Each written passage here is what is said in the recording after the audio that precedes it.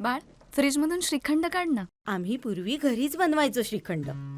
त्याची चवच वेगळी होती. आता काय सगळं रेडीमेड. आजी, हे श्रीखंड खाऊन बघ. आज तुझ्या आईनं घरीच बनवलं की काय?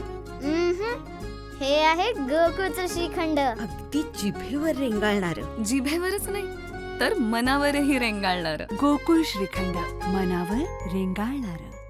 राज्य उत्पादन शुल्क विभागाच्या तपासणी नाका इन्सुल येथे गोवा मुंबई राष्ट्रीय महामार्ग क्रमांक 66 वर अवैध दारू वाहतूक करणाऱ्या वाहनावर मोठी कारवाई करण्यात आली.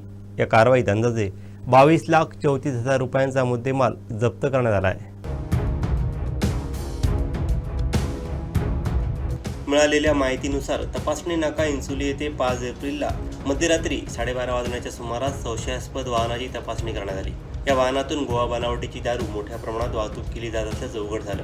अधिक तपासणीअंती वाहनात लपवून ठेवलेले विविध प्रकारचे दारू बॉक्स आढळून आले. या कारवाईत एकूण 22,34,000 रुपयांचा मुद्देमाल जप्त करण्यात आला. या प्रकरणी वाहनातील 2 संशयित आरोपींना ताब्यात घेण्यात आलं असून त्यांच्या विरोधात महाराष्ट्र दारूबंदी कायदा 1949 अंतर्गत गुन्हा नोंद करण्यात आला आहे. ही कारवाई राज्य उत्पादन शुल्क विभागाच्या अधिकाऱ्यांच्या पथकानं संयुक्तरित्या पार पाडली.